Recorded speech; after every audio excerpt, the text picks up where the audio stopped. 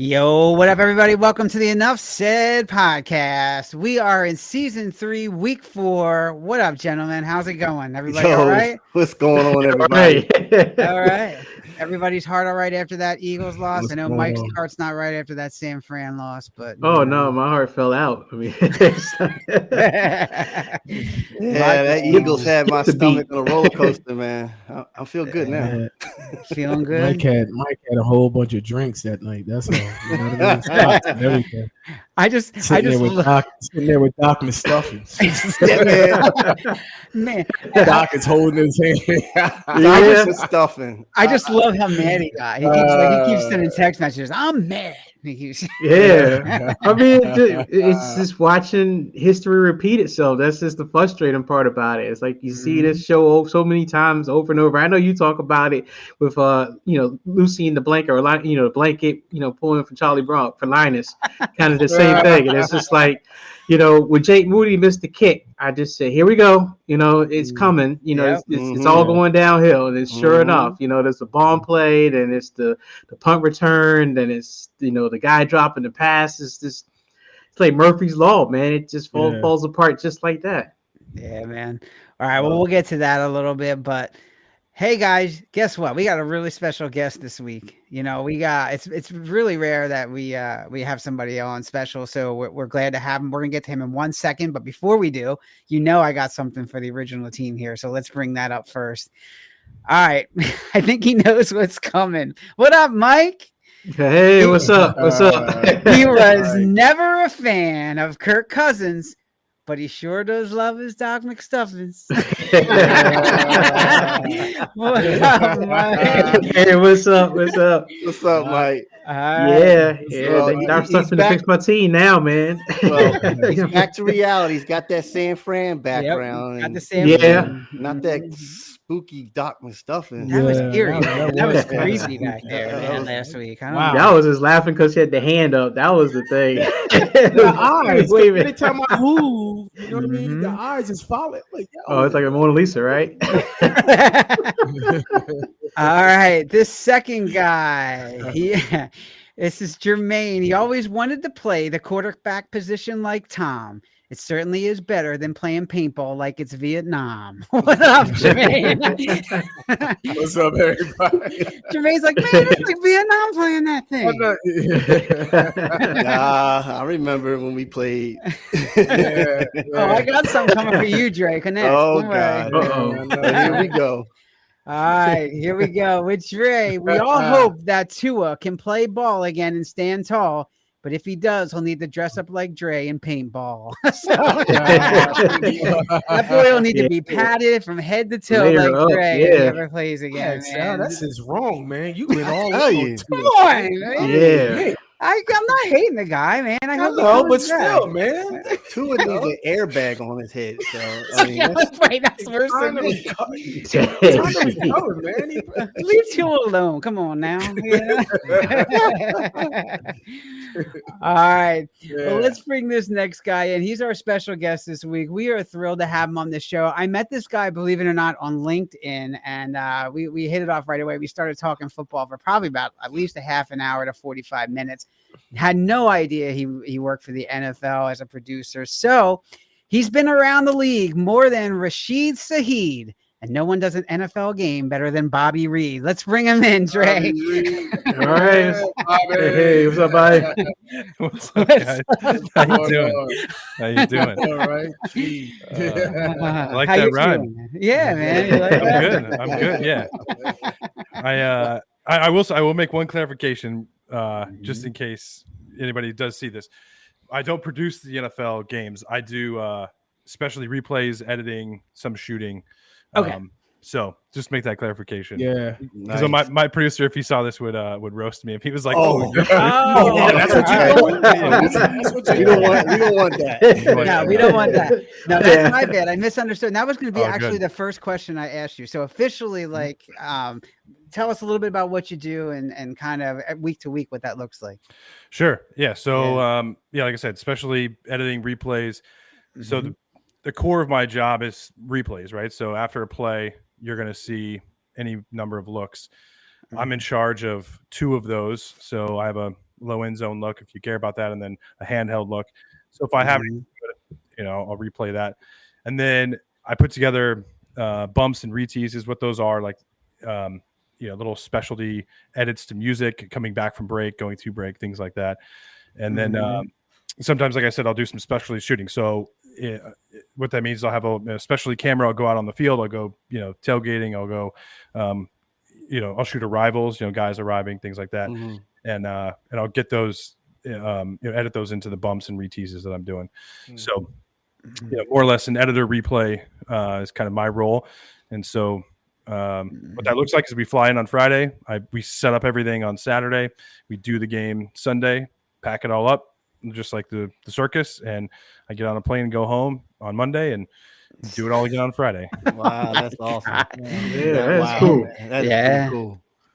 So that's what with preseason, you do preseason too, or just the regular season game? Yeah. So preseason is a little different. Our crew, so I'm on the B crew for Fox. So we do we're the second biggest show. Now that doesn't always mean that we're the second best game that Fox has. We're the second biggest crew. We don't have any preseason games. So what I'll do is the director that is on my crew, we do all the Eagles preseason, and we've done that for the last 10 or so years together. So it's good for us to just kind of get back in the groove of things, kick the tires on what football is, from a TV standpoint, and get going. So yeah, nice. Okay, that's awesome. Love it. And for those of you who don't know, Bobby also owns his own company, Loaded Pixel Creative, right? Yep. And love that. It's an awesome company, and some of the videos he did are just amazing. Like if you ever had a chance to look at them. I like that Wawa one you did. Wawa commercial. That was pretty cool. Yeah, thanks. Yeah, I've been producing. So that's something that I actually do produce is those commercials. Yeah. I produced every Wawa commercial, broadcast, radio for the last 4 or 5 years, and so so I got my start in live event sports. I've done Olympics, Wimbledon's, U.S. Opens, NBA finals. If it's any of that, if it's sports related, I've probably worked it. Honestly, I've done Red Bull, Flugtag, all that wild things. So that's where I got my start, and then I started the company 12 years ago, and then we slowly got going, and then we started slowly with Wawa too. Hey, can you guys just edit this one quick thing for us? Hey, can you do a shoot for us? And then, hey, can you just do our commercials? And I was like, yeah, sure, of course. So, nice. So I've stopped doing a lot of my sports stuff and focused more on Loaded Pixel, which is how I met Sal. And but I still do the NFL. I mean, the NFL it's king. So it's hard to say no. I believe that. Yeah. And this will be since Fox has a Super Bowl, I've done 2 Super Bowls already, and this will be my 3rd Super Bowl. Wow. So it's hard to say no to that. Honestly, no. Exactly. I got a free ticket to the Super Bowl. I'm going. And get paid. It's not even just exactly. Right. There you go. Right. So did you get to meet Taylor Swift or what? Did you? No, I've not met Taylor. I did do a game with her. With her, I guess she was in the stands. What game? It was last year, kind of right in the heart of it all, like the 3rd or 4th game, where her and Kelsey were dating, and we cut to her, I don't know, 14 times and whatever. But yeah, she had her own specialty escort. I think it might have even been Buffalo, I want to say. So yeah, she comes with her own set of circumstances, but they come in so late. I mean, by the time Taylor would arrive, I would, we're in the middle of, getting all of our shots and stuff for pregame and all that stuff. So nice. I wouldn't see her. That's cool. Hey, quick question for you. Were you talking about you had traveled different stadiums and set up? Do you find that different stadiums present different challenges, like just the layouts and all that kind of stuff? Like when I watched that game in Brazil, we were talking about how like the size of the stadium seemed like it was so much bigger than like a normal NFL stadium, and like the angles and stuff were all different. Do you see things like that? Yeah. Oh, 100%. Yeah. Every stadium is different. Even in the NFL, you probably you talk about the angles. You probably watch Duke basketball, and Cameron Indoor is one of the smallest arenas. And so if you look at that game camera, you're looking almost straight down at the the court, as opposed to let's just say a Sixer game where there's a lot better angle and you can kind of it's somewhere comfortable. The NFL is similar. They've standardized a lot of those angles, but the challenges really are more or less with how old the stadium is. So like Washington D.C. is probably the worst stadium. Yeah. I've been there. Know about it. I've been there too. Yeah, and so it makes it hard for us too, because we just loading all of our stuff in, and they pre-cable a lot of these camera positions. So when guys get up to the third level, or even wherever they are, it doesn't really matter. They plug in. If the cable that is run from wherever they are to where the truck is, if that's bad, then we have a problem, because we either have to run, we call it a home run. We have to get on our own cable and run it to wherever that guy is, or we have to get the stadium involved and say, hey, look, your cable's bad, and they have to figure it out. Wow. And typically we don't have, most of the stadiums in the NFL are relatively new, great cables. It's all fine. DC is not one of those situations. We tend to have a lot of problems there, and we're not the only crew. I mean, every crew has a problem, when they go there. So, oh my God. So yeah, good question. Yeah. Yeah, that's like the turf at Giant Stadium, right? You don't want to. And that's like brand new. And they just redid it this year, is my understanding, right? Because it was. Yeah. I think a lot of people get hurt on it. Yeah. I think it's I think it's underneath. Like again, this is totally my opinion. I don't know if I'm either right or wrong. I could be totally wrong, but I believe it was underneath the turf, which is what the problem was. They just cemented it. It was just straight concrete, and they didn't. There should be a layer between the concrete and then the turf and the rubber pellets. There should be something under, in the middle, and there just isn't, or wasn't. Well, it makes sense. I mean, Jimmy Hoffa was there, so I get it. Yeah. So talk a little bit, Bobby, about so games going on, something happens, a big play happens or whatever. What's the typical procedure like? You get all these angles. How quickly can you choose them? And do you do anything with like the replay officials? Like, do you interact with them at all? So the replay official is pretty easy. It's a quick one. We don't anymore. We used to. The game, that's why it took so long, was because we would have to replay every angle on live television, and then the referees would be able to see that and then make their decision from there. So it used to be, and then they used to talk to us. Like the refs used to get on a mic and say, like, hey, show us this angle again. And, it's the 19th time that you guys at home are watching it. And you're like, we've seen this 100 times. I don't need to see his knees down anymore. And and then we'd be yelling at the refs. It wasn't a good system. So now it's all run out of New York. Right. And they have all the feeds that we have. They're doing their own replay angles. They're doing their own thing. So we don't talk to them. We don't do anything. We just do our own show, and we're synonymous. So that's the answer there. But yeah, as far as a play happens, touchdown, whatever, it's a coordinated series of communication that goes on between everybody in the truck. So there's again, we're the second biggest crew. So we have 7 replay operators that are all in charge of at least 2 different angles, 2 different cameras, basically. And we each have specific labels for each machine. Without getting too in depth with it, but we're communicating with the producer, telling him what we have. We're selling hard, like, hey, I have the quarterback's eyes on my machine, on O, let's say, for example. Hey, I have the touchdown in X, and then I got reaction in red, then I have dejection in on Sky. So then you're pitching all this stuff to the producer in real time as you're kind of taking in all of the ambiance of the game, whatever, the touchdown reactions live. And then the producer tells the director, hey, look, we're going to go to replays. I want to go in, whatever order, O, X, red, blue, right? Let's just say, for example. Wow. That's and it all, it happens in an instant, and it's, it's practice. I've done, thousands of games, and so is everyone else on our crew. I'm one of the youngest guys on the crew by a long shot.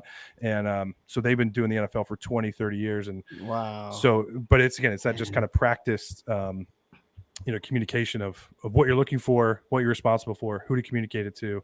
And then, a lot of people have to communicate and touch buttons in a sequence for it to all come out on the air perfect for you guys. So I know it's kind of slightly ambiguous, but that's really what it is. Yeah, absolutely.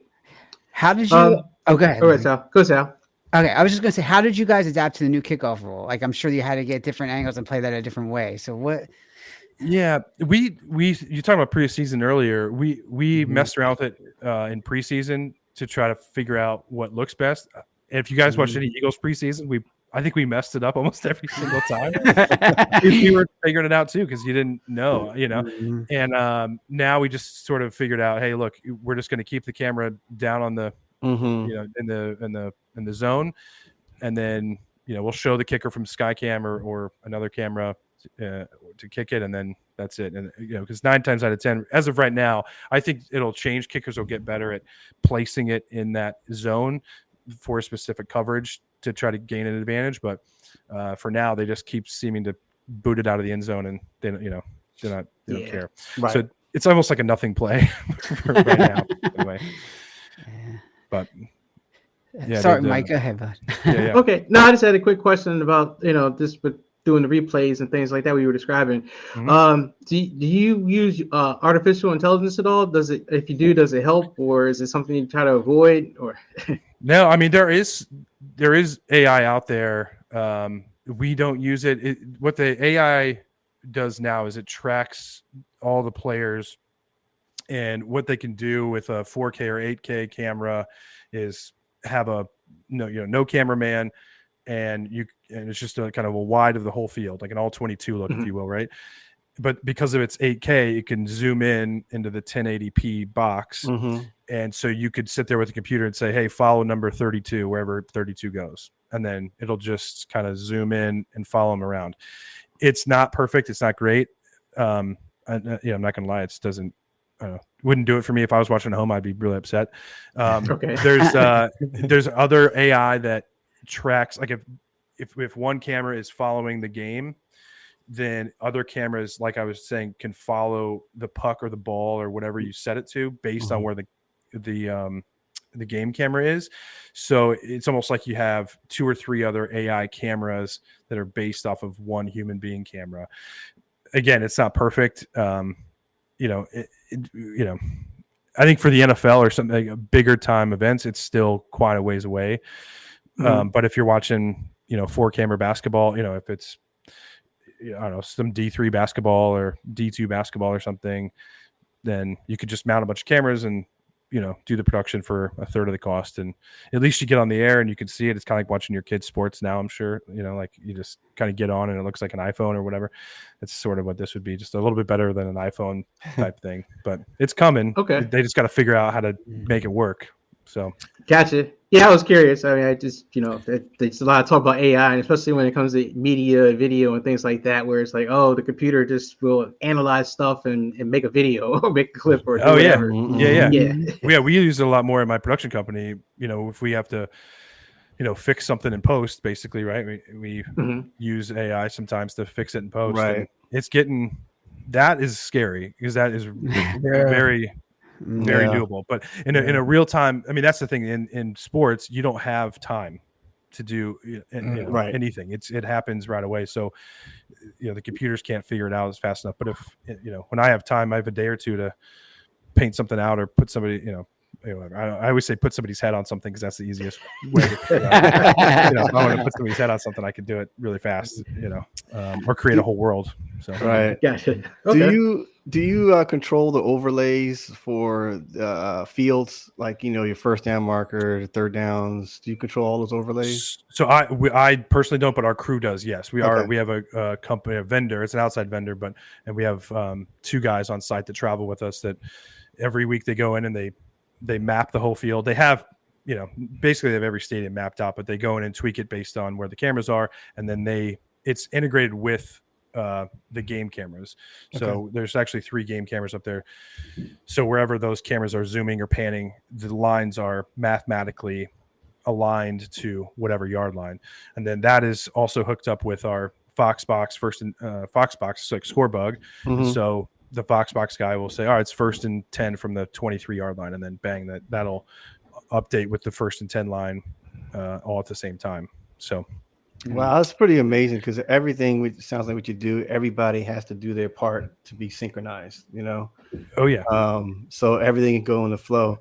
One other quick question. I saw like a background scene of, like, for example, Troy Aikman and Joe Buck or have a meeting, and then you guys have basically like a startup meeting, like or agenda.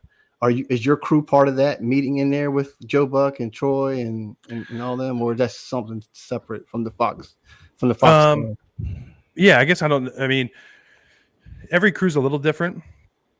I've done games where, like Brian Billick, for example, like I've done a few shows with him. Brian Billick will they'll have a full crew meeting where everyone's there, and Brian Billick will have like he'll have a contest every week where it'll be some trivia question like name the 76 Cowboys starting quarterback or something weird, right? And then whoever gets it he gives them like $100 or something. I've worked, like, NBC is synonymous for meetings. They have meetings all day, every day. Like, I've done playoff games with NBC. I've done nothing games with NBC, and between tape people, on air talent, everyone, they will just have meetings ad nauseum about the whole. By the time you get to the game, you're just like wiped out. You're like, thank God they're playing. So, but they're thorough, right? Like, they'll have every announcer. Like, I think that's maybe what you're talking about. Like, they'll have the announcer stand up and say, "Hey, here are the keys to the game. I need you to watch 76 and 90 and 92. They're going to have a battle, over here, right? They'll break down the entire game for you, which is really interesting. But again, it takes an hour and a half, and you're like, well, can we do this in 15 minutes? That's my only because I've done other games. Right. Our crew is a little different. We have meetings, but we have kind of micro meetings with the people who we want to talk to and need to talk to, and our crew's been together more or less for 10 years at least. So our announcers seem to change more often than our crew does, honestly. But yeah, so it all varies on crews, but yeah, it's so I guess yes and no. Okay, got it. No, you definitely did. I was just you got it. Yeah. Hey, one quick question we want to out. Of course. Is there any difference between being a crew that's working a game that's going straight to streaming versus a game that's going to be on broadcast television, or it's the same? Yeah, okay. Same. It's the same. Guts that to get it to where you guys are watching it. The only thing that's changing is it a satellite or is it a piece of fiber? Is it the internet or is it the satellite? Yeah, it's all the feed is the same, right? Like how it's leaving us or leaving the field is the same. So yeah. The delay is longer. I mean, if you want, because all the streaming services, it's got to go, to and from, a bunch of places, a lot more places. There's a lot more millions of miles it's got to travel to get to you than satellite. Satellite's like up and back, I think, twice, and on the internet it's like up and back 4 times. So Sal, there you go. Is like I can't talk to you and watch the game because you're already 4 plays ahead of me. That's right. It's like I can't talk to you, man. Click. That's right. These guys know I love Peacock. Oh my God! Yeah, are you the one? You're the one guy who does. Yeah, the one guy he does. I can show you some text messages, boy. So Bobby, you get off time. I mean, it sounds like you're really involved in the NFL during the season. So on the off season, I heard you say NBA. You do NBA, golf. I mean, like the Masters. Was you ever involved in something like that? And hockey. I mean, during the off time, what are you actually doing? Do you actually get off time? Yeah. Well, so you know what I mean. So yeah, I mean, you talked to my wife 2 years ago. There was no off time. I mean, during the NFL season, between my company, producing Wawa commercials and other commercial, doing other commercial work, and the NFL, it's 7 days a week from September to February, basically. And then, so I'm telling you, before my son was born, the year before he was born, I was doing. I probably would do 150 events a year, roughly 175 events, and then also run my company doing commercials and running around shooting and doing all that. So there wasn't. I would only vacation for a week a year or really 2 weeks. 1 week because my wife would make me go on vacation. She's like, I'm going and you are going with me. And then the other week was Christmas, and like my family was like, hey, you have to be with us now. And I would get 4 days because it was NFL season. So so I've cut back a lot, a lot of my sports stuff. So I just do the NFL now. Last Wimbledon was my last one. That was one of my favorites. I was never a tennis guy until I started working tennis, and I just fell in love with it. And going over to London every year was phenomenal. Nice. Yeah, so I have a little bit more time now and in the off season, which I'll just focus on my company. I don't have weekends off and some real time. So Good. Yeah. It's, I'm getting some life back. That's a good thing. I mean, balance and all that stuff. Yeah. Because I mean, everyone's a freelancer, so that's kind of there's a few staff people like on my NFL crew. There's a couple staff people, but other than that, when I say a couple, maybe 4 or 5, and then everyone else is freelance. So, and there's on a Sunday we have 65 people, so 70 people on the crew.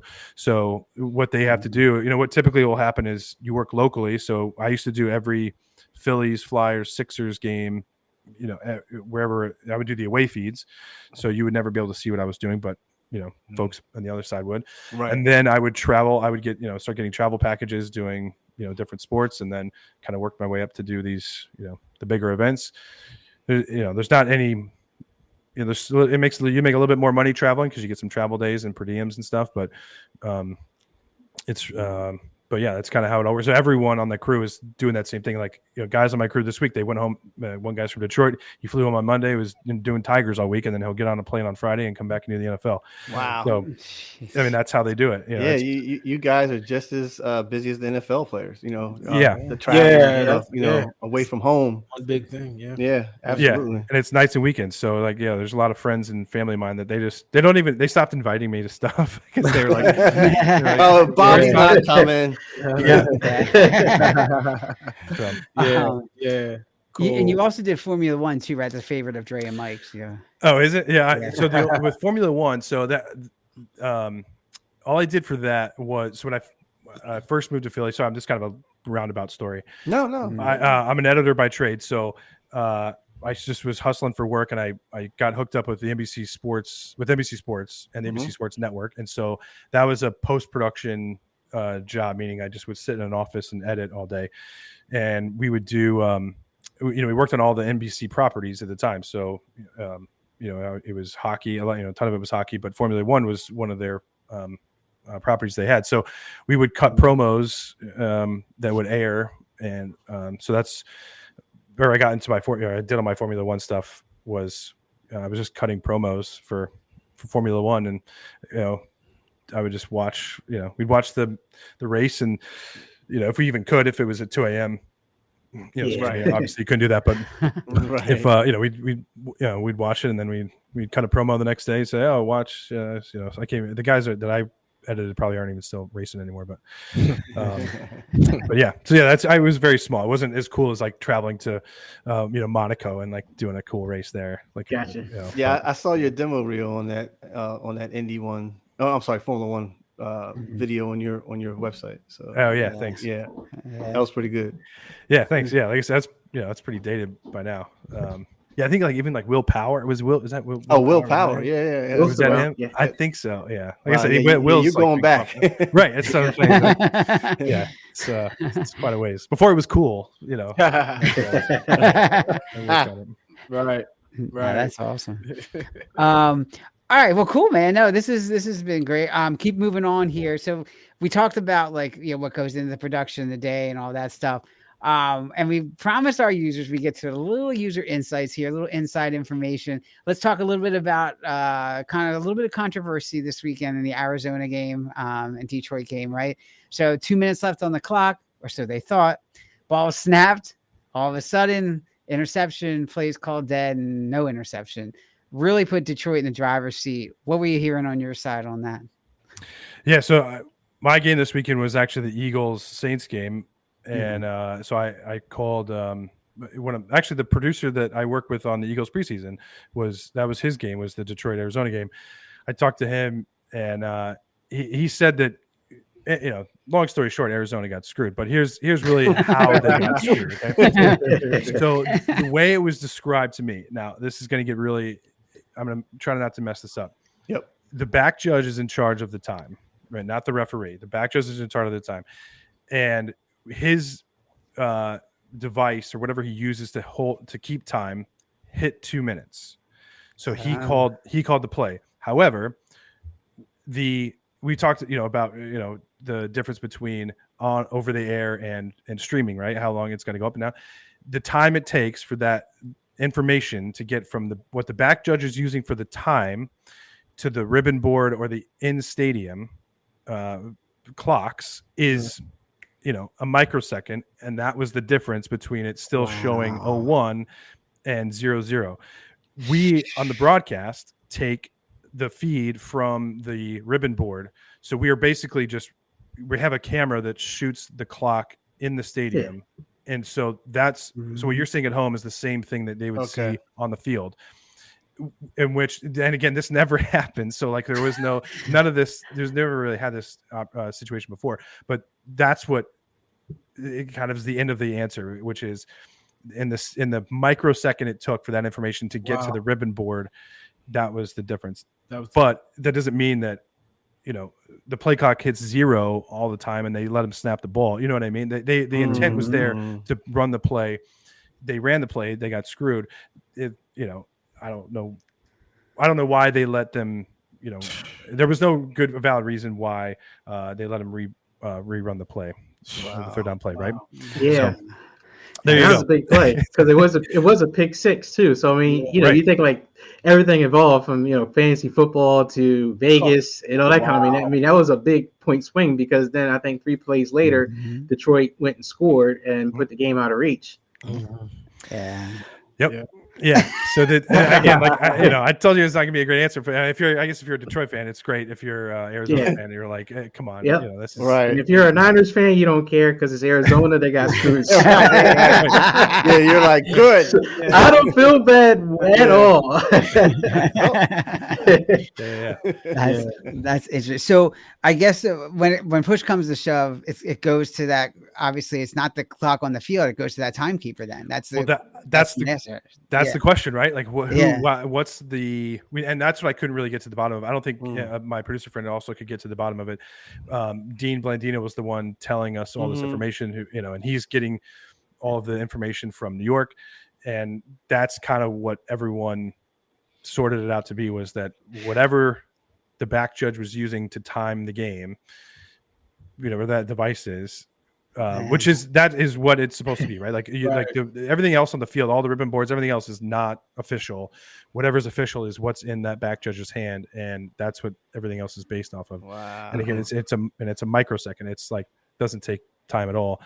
That was the difference in the whole thing. Wow. So that's deep. Yeah, right. Isn't that? It's making me like, Yeah. I know it's putting your conspiracy hat on. I know, Dre. I know you. I will say this: it used to be worse because there was nothing attaching that device or that timekeeping device from the back judge to what the play clock would be in the stadium. So, but now there is. So at least you have that, knowing that. Worst case scenario, this is worst case scenario, but it's a microsecond of time, a 100th of a second or 10th of a second time difference or whatever it would be. But it used to just be, that's where a lot of controversy would come in. You would say like, oh, the back judge, the game would be over, the game wouldn't be over, all those things. How much time is on the play clock when the guy went out of bounds? Like all those things would be, non-reviewable. And that's the other thing too. This was a non-reviewable play. So even if, the Cardinals wanted to challenge it, they couldn't challenge it because it was a time.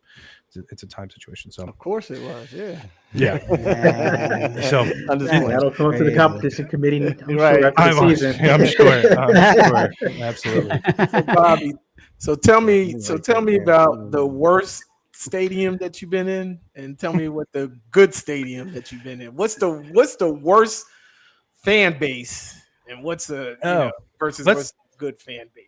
Yeah, that's a different one. So like the stadium, just from like an active stadium still today. Yeah. It probably is Washington. I'm not going to lie to you. That stadium is pretty bad. It's in disrepair. Oakland used to be that way, but now it's definitely Washington for sure. I mean, every other stadium they're all new. Like they're all really awesome. Yeah, right. Then you go to Washington, and you're like, why am I? What's going on? Yeah, like this is the NFL here, place here. It's wild. Yeah. I mean, like Tampa is kind of old. They got some new stuff. Yeah. Jacksonville's probably is worse than Tampa. Yeah. But I guess Chicago's an older stadium too, right? But that's still, it's fairly nice. I mean, it's cool there. I mean, Soldier Field's cool. Green Bay. Not gonna lie. Yeah, Green Bay's new, man. It's like that thing. It's not. I mean, it's relatively new, like the last 10 years, and they keep adding on to it. And I mean, that thing is. It's you could lick the ground and not it's like clean. It's very clean. What's the best fan base? Oh yeah, fan base. I mean, that's a good one. I mean, I don't know what the best. I don't know the best fan base. I don't know. The Packers are pretty fun because they're all kind of nice. They're all like I was just there a couple weeks ago, so it's a good thing. Yeah. Eagles fans are nice. Come on, Eagles fans are real nice. Steelers travel. You said Packers. I'm gonna get a shout out to my racing buddy Exian. So when he listens to that, he's gonna be excited. There you go. Yeah. The Packers fans are nice. Steelers fans travel the best by far. Traveling around, I hope I don't have to do a Steeler game typically because the flights are all going to be packed. I'm not going to lie. Just like the Eagles, my flights this weekend when I'm flying back. Yeah. I mean, I will note this. I'm traveling all around. The Eagles fans are not the worst. I'm not going to say they're the best, but every fan base has jerk fans. Even if they say they're great, like Kansas City Chiefs have tons of jerk fans. I'm not gonna lie. And even I'm a Broncos fan. I grew up in Denver. The Broncos have jerk fans. The Cowboys, like all of them have fans that you're like, just get out of here. It's too much. I'm not going to even put you out there to say which one that just like, look, let's pack up and get the heck out of here. I'm not even going to put you in that predicament. I know. Yeah, get the heck out of here. Maybe it seemed like the Jaguars. They have nothing. Like those fans, they're just happy to be there, kind of thing. They don't ever win. They're just like, yeah, we're here. They don't show up until like October because it's too hot. So. That's right. Doug Peterson hasn't shown up lately either. So that's I thought the whole Jaguar to that pool they got in the stadium. I was about to say, I thought the whole thing was like it turned into a club, and I'm trying to remember. Jaguars had something really cool. They do. They have like a concert hall right outside. It's that's what I thought. Oh, really? It's all under. Yeah, it's under. It's like a club. Shade. Yeah. They have like DJs. They have live bands. It's like Margaritaville. Awesome. Yeah. But during the game, that's where everyone goes because it's too hot to sit in the stadium. I get it for November, and then by that point, the team's typically out of it, so then they don't show up. So that's like Diamondbacks baseball. You see, like people swimming in the bullpen, and they have that. I'm like, wait, they're swimming in the bullpen. What's going on? How impressive is the that TV screen in Jerry World, Dallas stadium in the middle? I've heard it's amazing to see in person. Yeah, it's cool. I'm not gonna lie, it's really cool. Interesting fact about that is and this is how it won't shock you with Jerry Jones. So it's right down the middle, right? And so from one side of the stadium, you're watching football, and you look up, and the game's going right to left, and then you look down, the game's going right to left, right? Does that make sense? Mm-hmm. On the other side of the stadium, because all the cameras have to be on one side. If you're on the other side of the stadium, you would be looking up at the big screen, and the game would be going left to right or right to left, and the game would be going left to right. Does that make sense? So it would be off. Wow. Jerry Jones can't stand for that, but instead of moving his owner's booth to the correct side where it's right to left, because he knows that the TV cameras are all basically on one half of the stadium, he has to sit on the side of the stadium where the TV cameras can shoot him all the time. Right. Yeah. Right. So that's the opposite side. So what does Jerry Jones do? Jerry Jones has a second in-house TV crew or brought a crew do a separate game from the other side. So when he looks up, the game's going left to right, and he looks down, the game's going left to right. But on the other side, the game's going right to left. Wow. Okay. It's wild. Right? I'm gonna pay attention to that now. He got his King David crown. He got it, man. Wow. Man. This is why they haven't been to the Super Bowl in 30 years. He likes to have control over. There you go. That sounds like Jerry too, right? That's unbelievable. Because they have, I would say the Dallas Cowboys have maybe the largest police presence too. I don't know what it is, but they're all it's all underneath. I mean, they have some of the largest like, APC vehicles. Like it's like an army down there. I'm not kidding. Wow. It's like, and then you go to Green Bay and there's like, a couple guys in a, like a security shirt, hanging they're out. like, hey, Come on get in. in here, no problem. Like, that sound like Grand Theft Auto with all the police. That's wild. GTA. Yeah. Do any of them still have court? Like, remember at Veterans Stadium, they used to have the judges right in there. Oh, They used to have, like, yeah. court. The jail What a cell. jail in the Yeah. I don't think that there's a judge anywhere, but they definitely have holding tanks. That's fun. Yeah, they definitely have holding tanks now for sure. We don't really. Wow. Yeah, I don't see that part. Man. They just take them out quick. Hurry up.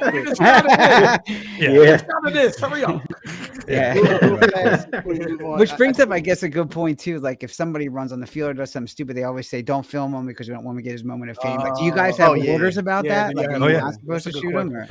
Yeah. I mean, obviously, it's up to the director, but yeah, that's what the edict is. You just don't show them, Right. because then it just promotes more of it, and then right, and then they're going to be in the same scenario next week, and then in 3 stadiums, and in 10.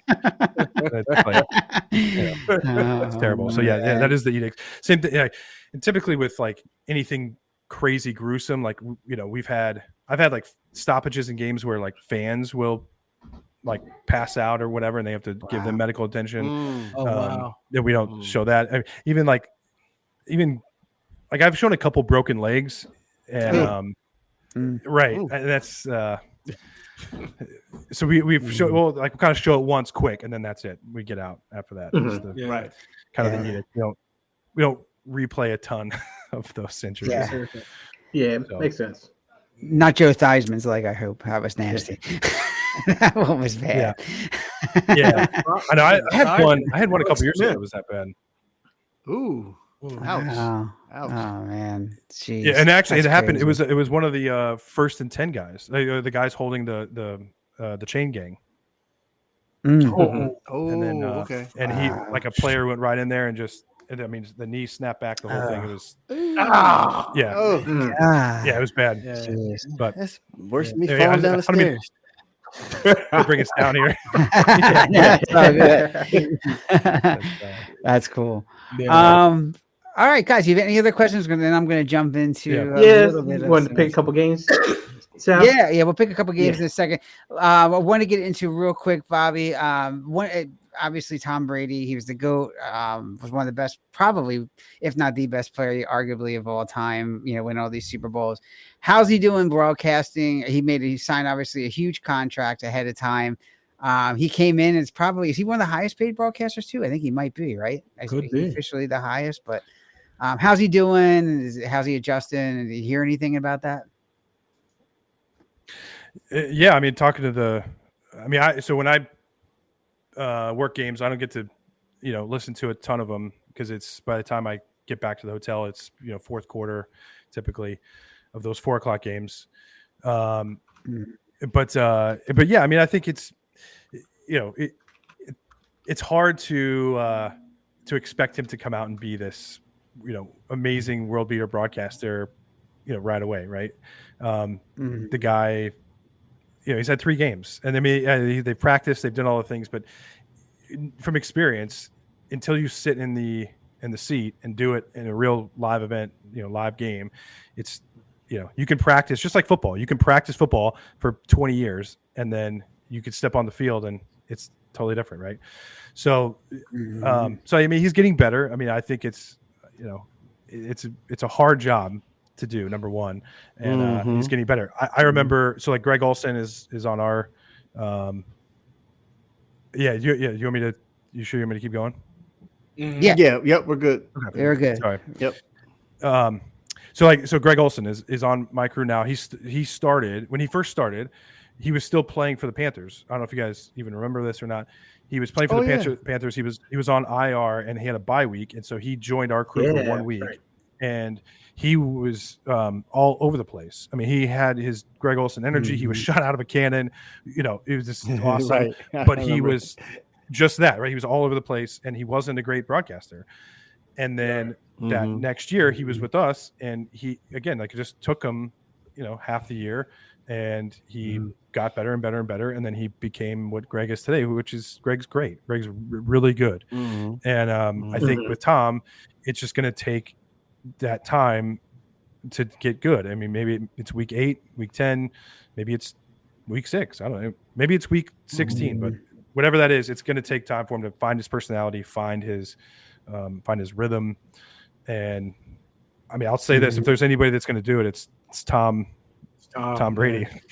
Right? Oh, that's true. Yep, the GOAT. He don't like being defeated. That's nope. Yeah, anything. Yeah. So I believe in him. Yeah, he's gonna be good because he does see the game. Like if you talk to him, he sees the game in a way that none of us sees it. Like So he Oh, you think it's my camera? Yeah, just give it a shot. See if we can try. Yeah, we're just lagging a little bit. Just see if we can get you. Just flick your camera real quick on and off again. See if it pops back in. But yeah, I mean that's the thing. I mean, like any football player, it's going to take time. He's going to get used to it. He's going to get better. He wants to be good. I mean, he wants to put the work into it, and he wants to do better. And I think I have no doubt that Tom's going to come out and he'll get better. And like I said, he just like it was on the field, he's going to treat just like this. Like he's not going to be defeated. He's going to be the best. He's going to be the best eventually. So yeah. Like I said, he does work hard. I mean, he there's a rumor that he slept at the stadium week 1. Week 1, really. He's got like a little trailer that is his own that travels with. It's like a bus trailer that goes with him wherever he goes. It's got his bed and workout facility and all this stuff in it. So he I think he slept. There was a rumor that he slept in the stadium. Unconfirmed, but he slept there. I believe it. Wow. Right. It's believable, right? It's leave it to Tom Brady to sleep in the loading dock of the Cleveland Browns Stadium. Wow. Oh man. Well, some people do that. Some people stay in a dark room, like our friend, Aaron Rodgers. So whatever floats your boat, I guess. Who knows?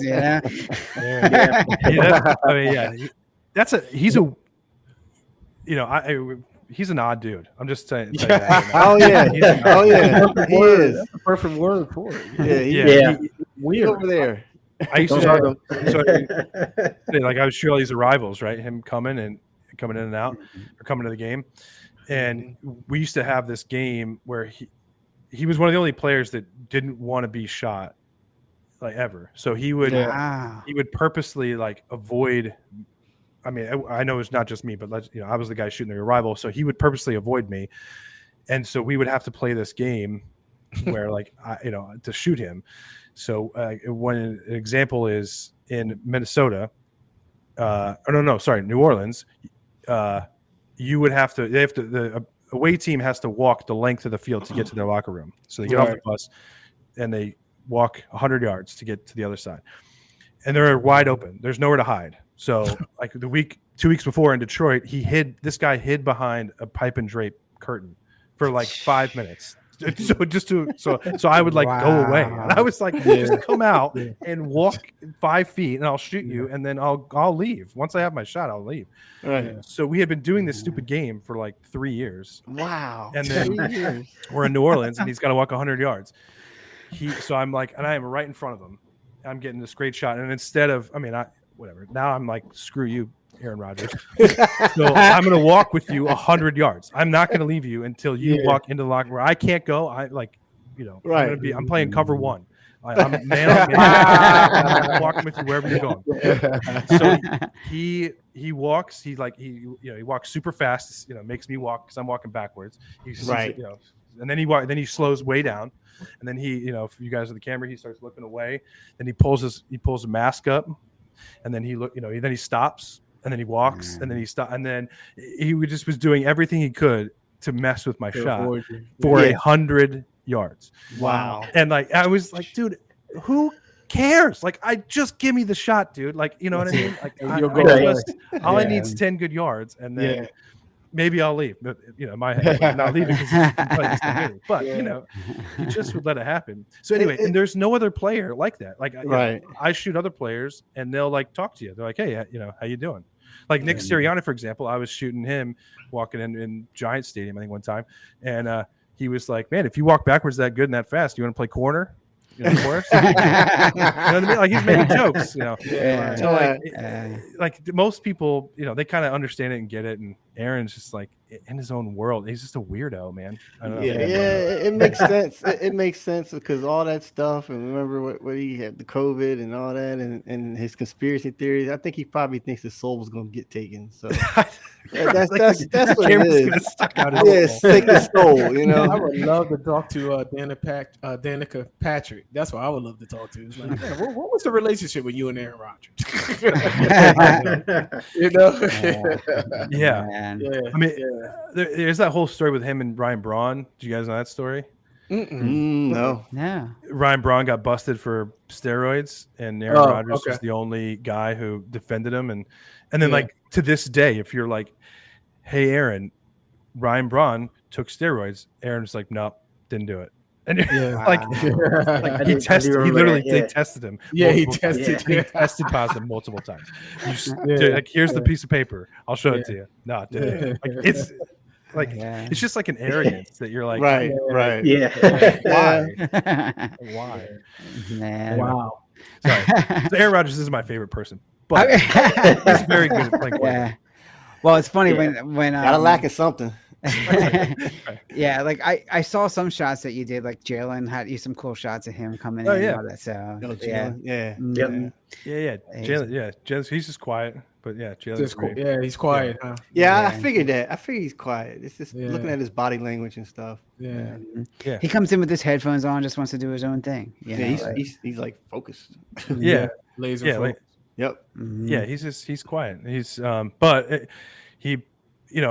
I will say this: watching a team warm up, watching even NFL teams warm up, you get a sense of who they are and if they're any good. Like I remember watching, Baker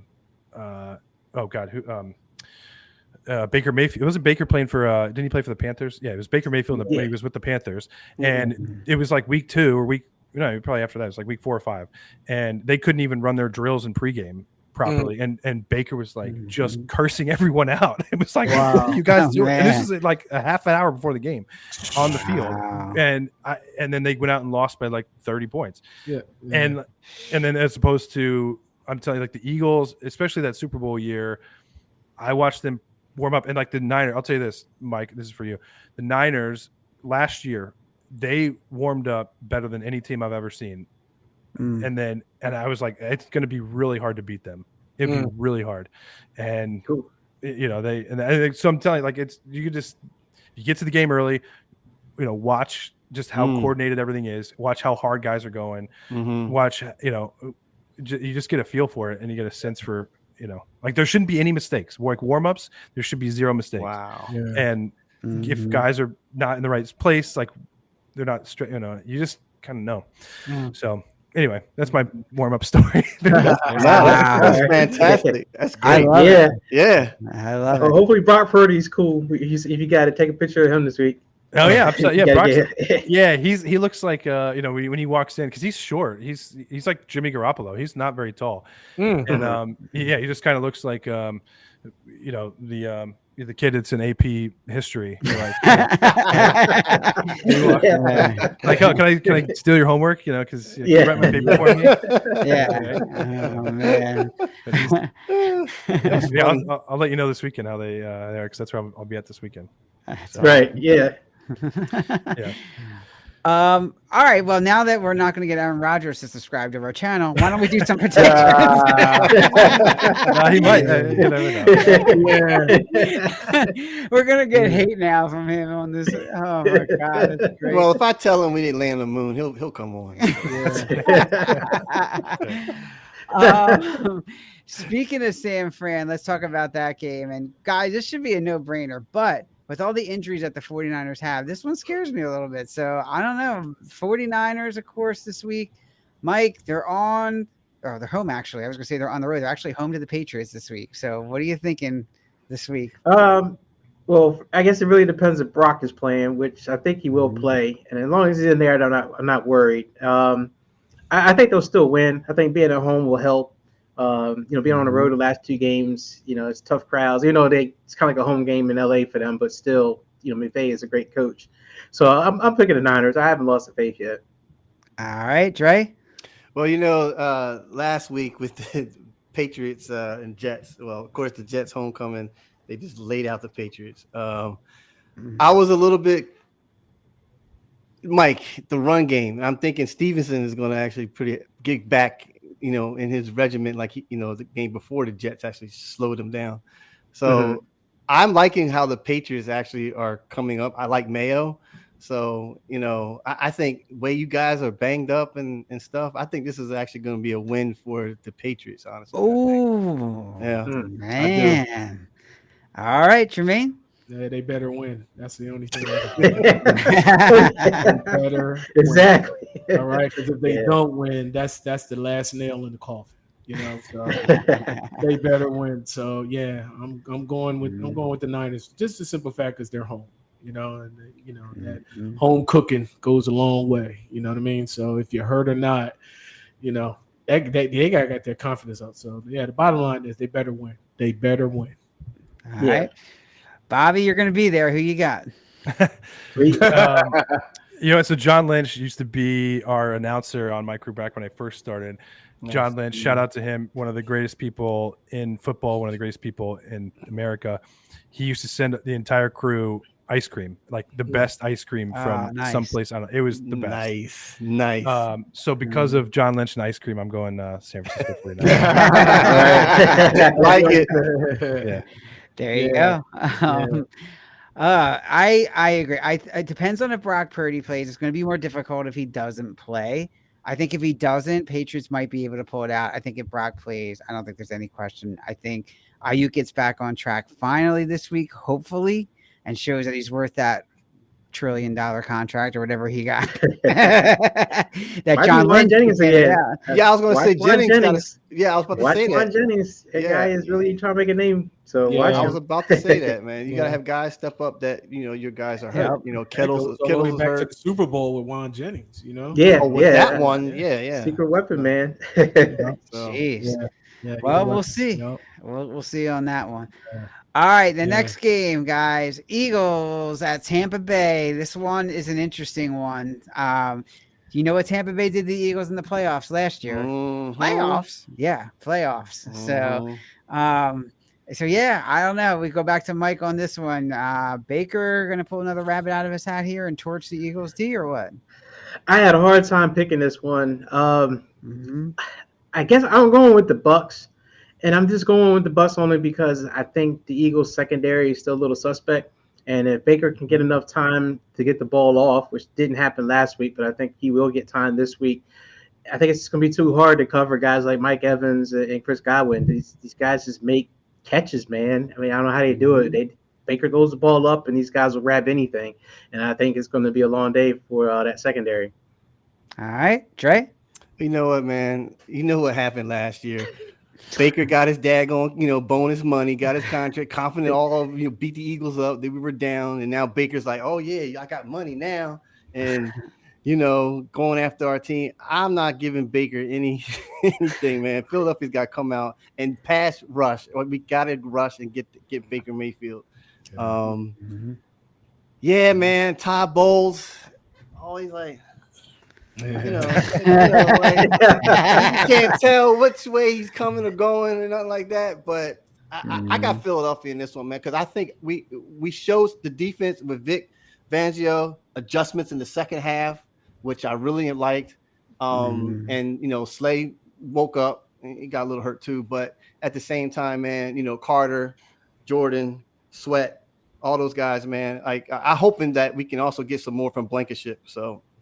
So he closed out the game. So I'm taking Philly, man. All right, Jermaine. Yeah, Tampa Bay is frauds. I'm sorry. That and New Orleans, you know what I mean? Both teams are both frauds, and I think Philly's defense exposed Carr, and I think they got it. Philly's got a little bit of revenge, Exactly. That wasn't the team last year that got put out in the playoffs 32-9 because it was just a big mess. I feel as though you got your coordinators in place, and slowly but surely it's starting to come together.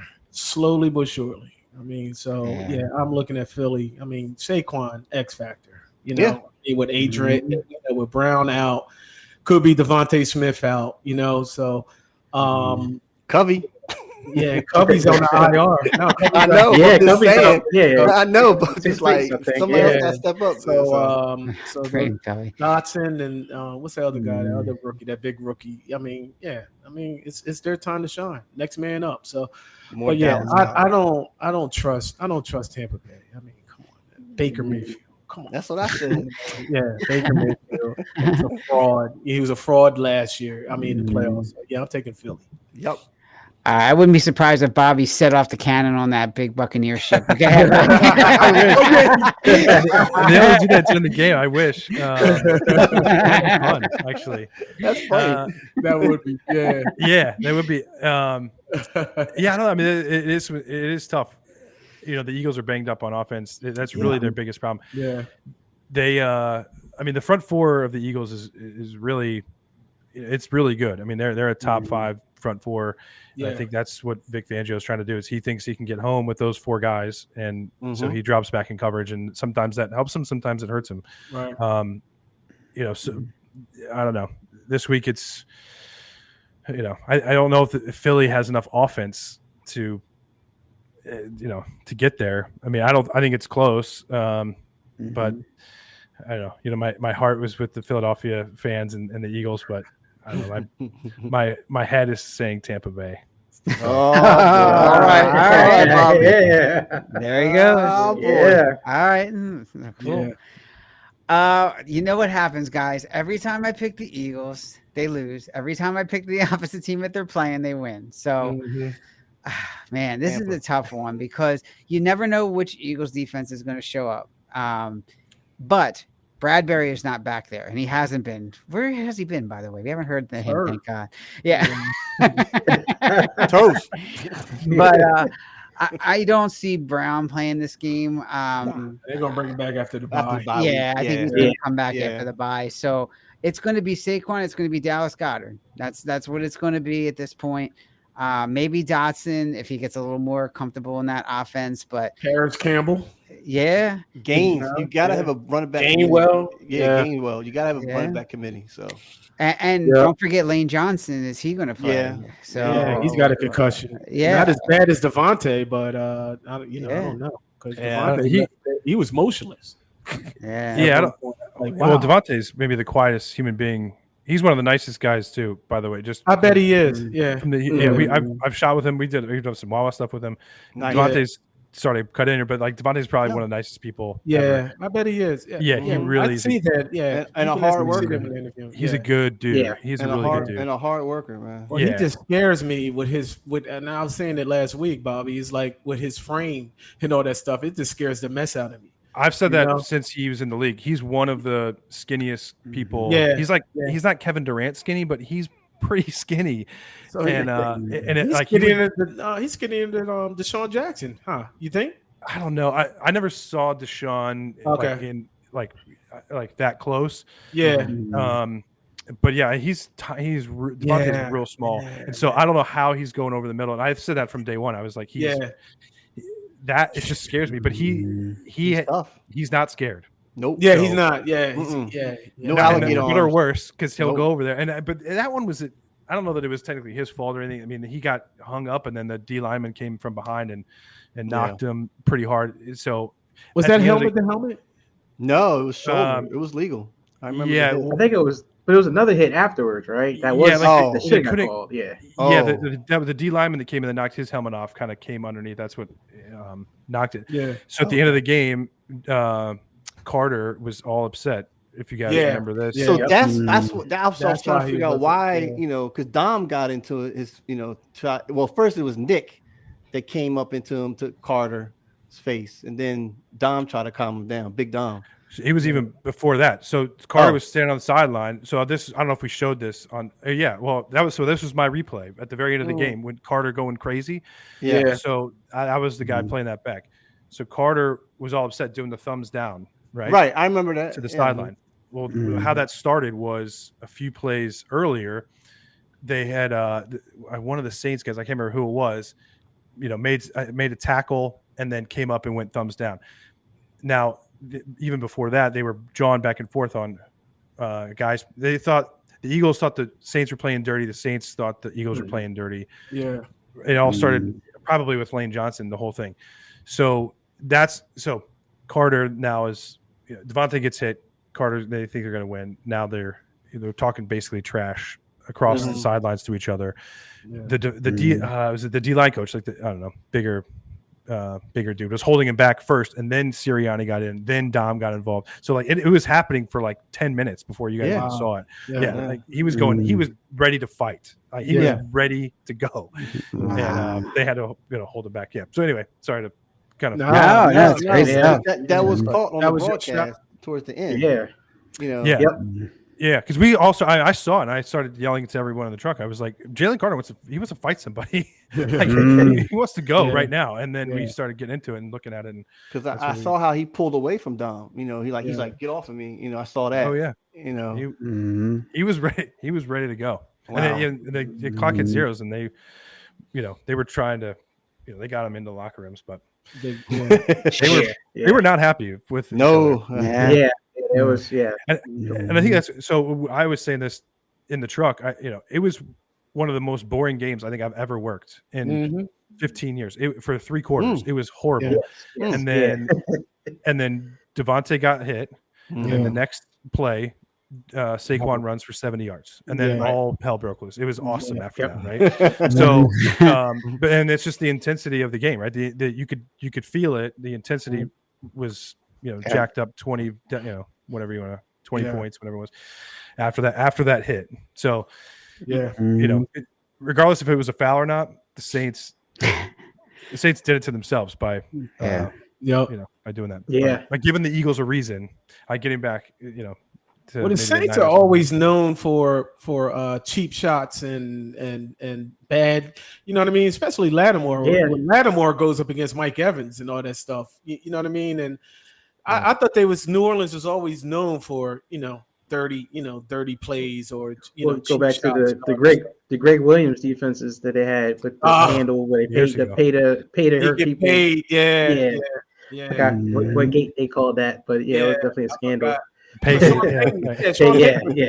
right? No, Sean Payton was. Yeah, he was there. Yeah, it was Payton. Payton was there. Yeah. Drew Brees. Yeah, that was back when Drew Brees era. Jordan was on there. I would say one thing real quick on that Eagles-Tampa matchup.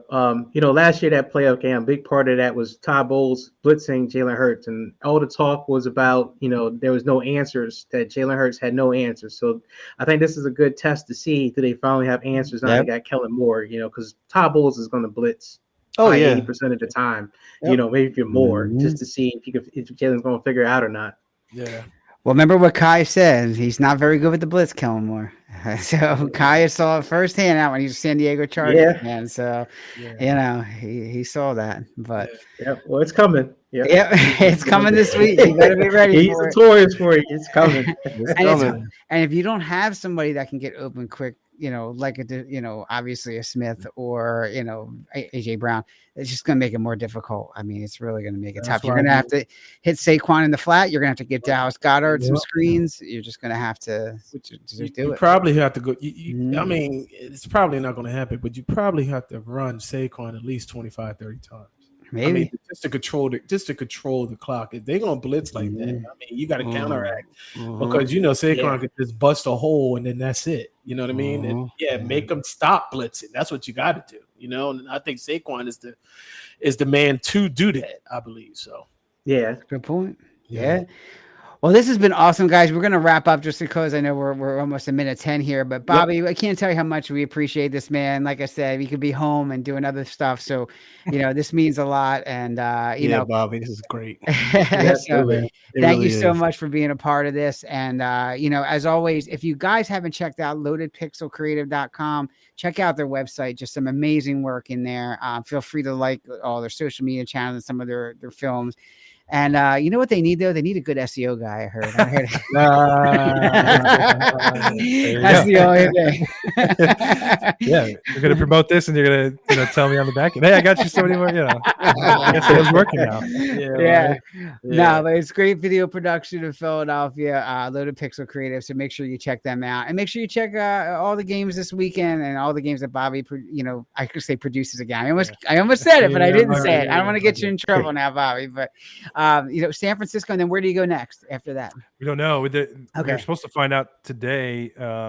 Fox might flex a game from CBS, then CBS might take one, which then, because in 2 weeks there's only 5 Fox games, so we think we might be back-to-back San Fran, but we could be anywhere. If I don't know what game they're going to flex, so I hope they tell me soon, because I would like to book a flight to that'll be back in San Fran, I think, for the Cardinals. Right. Yeah, actually wouldn't be a bad game. Yeah, it wouldn't be a bad game. So that'd be awesome. But I'll be in San Fran this weekend, and after that, who knows? You got to follow me on social media to find out, I guess. I'll definitely do that. Yes. And to everybody else, we always appreciate our fans who watch us. Again, we're Enough Said Podcast. We are on every Sunday at 11 a.m. So make sure you check us out. You can always email us at enoughsaidcrew@gmail.com. Make sure you subscribe to our channels or like us on social media as well. It's always under the handle Enough Said Crew. And, we really appreciate this again, Bobby. And we'd love to have you back on sometime when things aren't so crazy, maybe the off season, and talk some more and see how the season went. So yeah, absolutely, man. Yeah, you guys are fun. This is a lot of fun. Very nice to have you on board. Absolutely. On the show. Awesome. Yeah. So Bobby, hang on. We're going to end the show here, and we'll keep talking for a couple seconds. So everybody have a great week. Enjoy the games this week, and we'll catch up with you next Sunday. All right. Take it easy, everybody. Take it easy, everybody.